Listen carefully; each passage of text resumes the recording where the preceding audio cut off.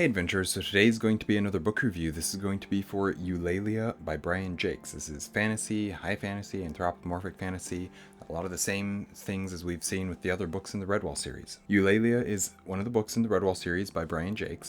This book follows, as usual, several different storylines, but primarily it is about a badger named Gorath, who was taken and enslaved by a pirate fox named Visca Longtooth, and it follows his story as he seeks for freedom and revenge. It's a story that we've seen quite a bit, or seen many variations of from the Redwall series. It's not something that's terribly new or unique to this specific book, but as usual, Jacques finds many ways to make this story unique among its peers, among the other books in the Redwall series, even though there are a lot of similarities to it. Before I get on into this review though, I'd just quickly like to say, welcome to an Erudite adventure. If you like what you're seeing from us, please like, comment, and subscribe.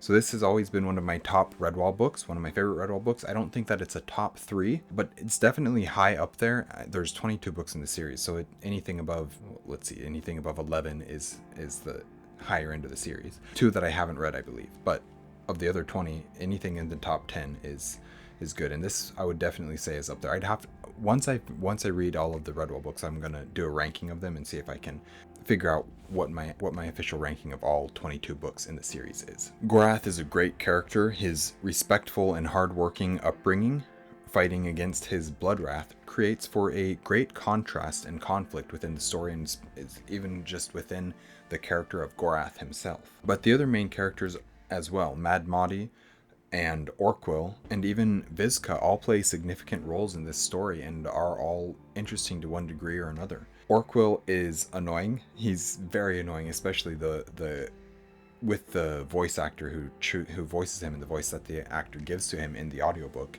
He's a very annoying character, but his growth through the story cannot be understated. He grows a lot from the beginning of the book to the end of the book, and that annoyance, I'm not going to say it becomes endearing, but you get used to it, and it's far less annoying at the end of the story than it was at the beginning. And of course, the many additional side characters that bring this world to life, just fantastic as always. So much color in the characters that we see. An aspect of this book and series that I find fascinating is how Jacques can introduce and utilize characters. He does it several times and in several different ways in this book, but he'll bring in a character, make you attached to them, and make you think that they'll be an important character for the rest of the book, only to then make them important and then kill them off or something. And it's so interesting that he can do that and that he can get away with that, and that we're attached to these characters and we're like, let's go, I want to see more, I want to spend some time with these characters, and then we don't get to, and it oftentimes makes that all hit all the harder. I don't know how he gets away with it, because most authors would not be able to, but somehow Jacques is able to do it, and he does it incredibly well, in a way that works just incredibly well. So he does that where he'll bring in a character and kill him off or something like that, but he also will bring in a character really late into the story and make them a major player and like a main character in the story, and one of the most important characters in the book, but they're only in for maybe the last third of the book, maybe the last quarter, and make them super important characters that you get attached to super quickly. And I don't understand how Jacques is able to do it, because most other authors would not be able to successfully do what Jacques does with that. But the big thing I noticed in this one was how much Jacques uses music as an integral part of the story. And I've seen this before.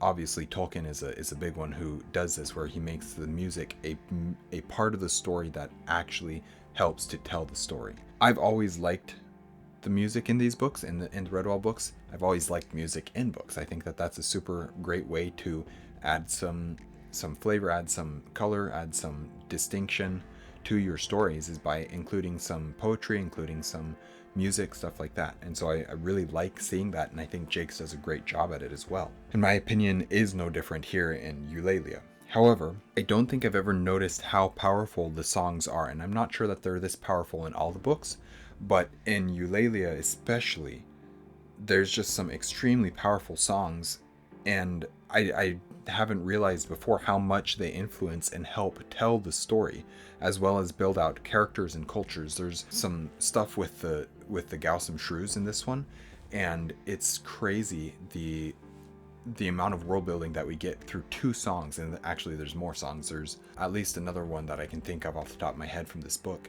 that is a Gaussum song, and you're just like, what? Where is all this world building coming from? And he just fits it into the story in a way that just is so believable and works so well, but builds out the characters, builds out the cultures, and it's incredible the way that he's able to do that. I've remembered the songs from this book since I first listened to it as a kid, but even now I'm amazed by how powerful they are. And a couple weeks ago, I think it was actually about the time that I was writing this review. Oftentimes I'll write a review and then go back and film it later because so when my computer crashed and I was without a computer for about a month, I was still writing reviews and getting a backlog of written reviews up so that I could just go through and film them, and that's where we're getting these ones. And anyways, because of that, this review, I wrote it a couple weeks ago from the time of filming this. You're seeing this months after the time of filming it.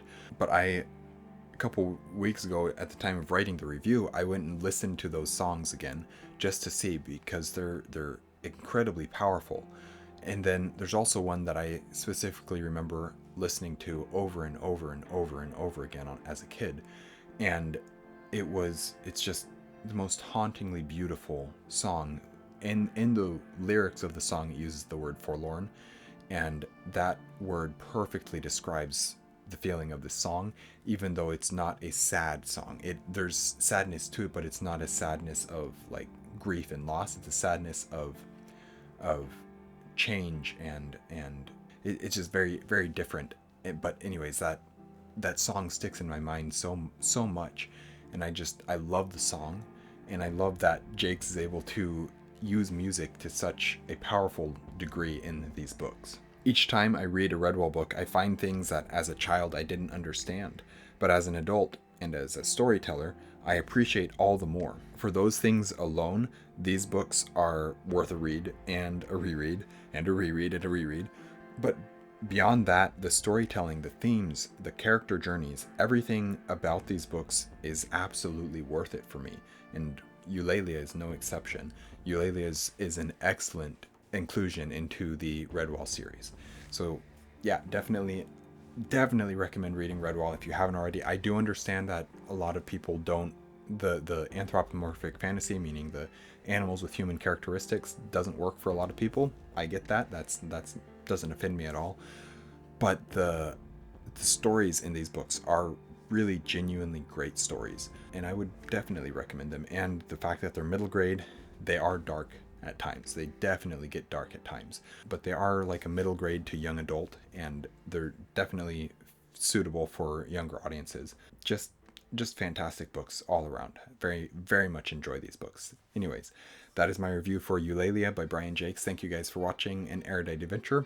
We post videos every Monday and Thursday, and have our social medias linked in the description down below. We will see you guys again soon. Stay warm.